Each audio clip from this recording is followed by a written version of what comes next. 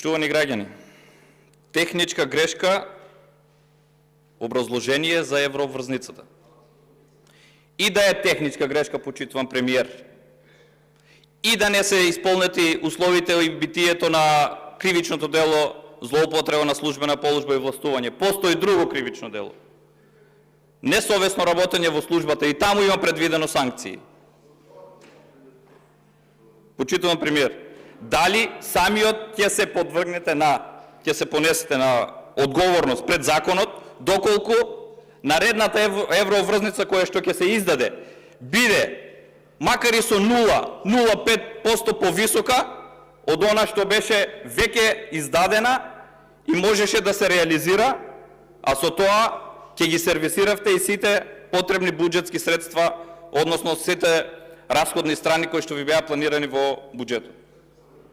Ова е постапка во најмала рака на неумешност, бидејќи при издавање на евроврзница од толкави високи суми, вие се доведовте во ситуација да нема, односно да не сака досегашниот министер за правда да ја подпише.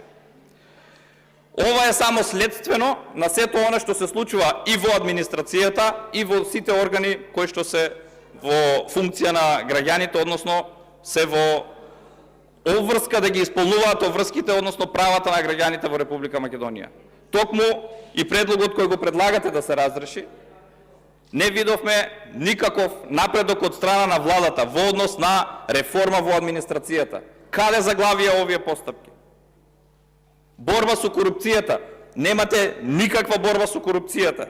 Морам да цитирам, во вашата владина програма во владење на правото и доброто управување сте предвиделе дигитализација.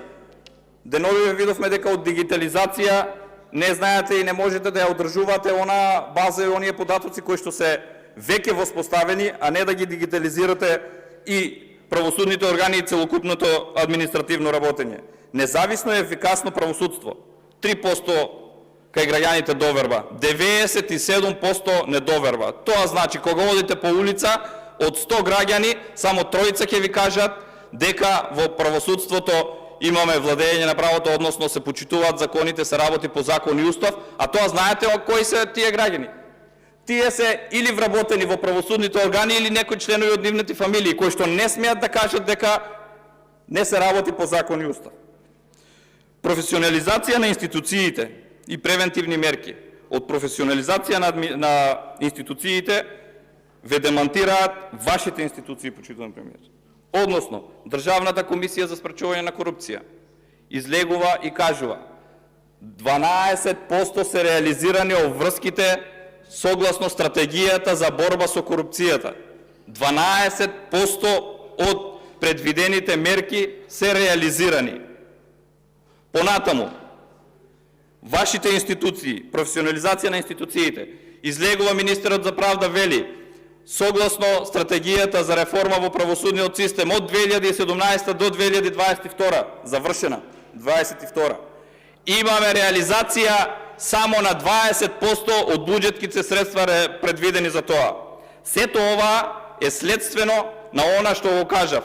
Немате капацитет да спроведете реформи, но ова е причинско-последична врска, бидејќи намерно го правите тоа за да не може во дадениот момент некој да покрене одговорност спрема сите овие состојби во кои што се наоѓаат сите институции, дел од вработените, а во најголем дел извршителите во извршната власт. Но симптоматично е тоа што секој кога е на заминување реално ја отсликува состојбата. Што значи тоа? Еве, до вчерашната јавна обвинителка на Оделението за организиран криминал и корупција, Русковска, вели дека власта ја разрешила, бидејќи не ја слушала. Господица Црвенковска, која беше председател на Судскиот совет, внимавајте, председател на Судскиот совет, назначен во ваше време, си оди во ваше време. На заминување вели, во судството ни владеат бизнис судски елити. Тоа е бизнис судски елити, тоа е директен показател дека извршната власт има замешано прсти таму и секоја пресуда која што е над 500 евра мора да помине мора да помине низ структурите на извршната власт и да биде одобрена или да не биде одобрена. Понатаму, Грковска и Јовевски јавно се препокуваат. Кој е поголем виновник за неуспехот на реформите во правосудните органи, бидејќи експлицитно од сите наши стратешки партнери, амбасадори, меѓународни организации експлицитно беше посочено дека со доверба од 3% не може да се направи реформа во правосудниот систем и да имаме владење на правото. Експлицитно беше посочено и кажано дека мора да се преземат сериозни чекори во однос на борбата со корупција и криминал. Но сите овие показатели, кои што ви ги кажав, се показател не тоа што го зборува опозицијата, тоа го зборуваат меѓународни релевантни фактори, а секако и институциите кои што ги водат ваши кадри. Односно, еве, Државниот завод за ревизија, почитуван премиер, ви потенцира дека во ЕЛЕМ, односно ЕСМ, има индиции за потенцијален криминал. Зошто? И во регбитова се склучуваат договори на предвидена сума на средства која што била предвидена од органите на управување, а не на понудената од економскиот оператор.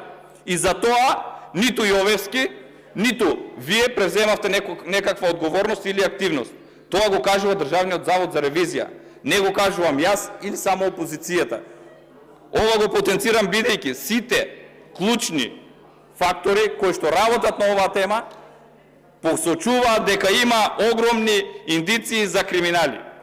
Во Управниот суд ви се случи хаварија од 1540 предмети кои што стоеле во фиока непроцесуирани. Од овие 1540, најголемиот дел биле за концесии, за царински управи, односно царински постапки и минерални суровини, односно онаму каде што има високи суми на средства на испомпување на средства од буџетот.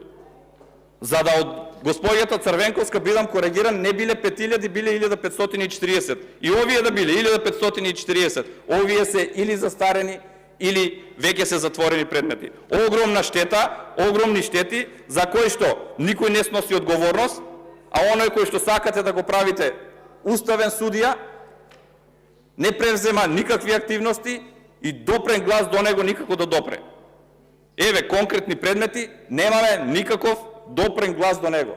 Да покрене, можеби, ќе докаже дека не било така, но нека постапи, нека даде да видиме што постапил, како постапил и дали имаме одговорност за тоа. Не, но ова е смислено. Зошто? Затоа што почитуваниот досегашен јавен обвинител кој што се уште е, кој што сака да стане уставен судија, го назначува владиното мнозинство. Сега сакате да го унапредите во уставен судија. Зошто?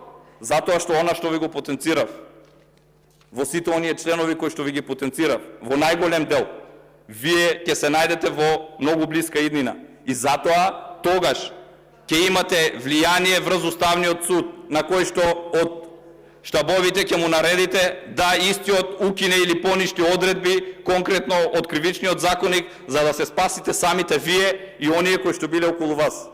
Затоа ниту можете да воспоставите владење на правото со вакви кадри, а затоа и она што се случува внатре. Сега кој прв да го напушти бродот кој што тоне во правосудниот систем, внатре сите оние кои што се повикани сакаат да се изземат, односно сакаат прстот да го вперат во некој друг, дека друг е виновен и не може никој да им сноси, односно да им посочи дека тие се виновни. Затоа, почитувам премиере, набрзо ќе се воспостави владење на правото, набрзо мора да важат законите за сите подеднакво.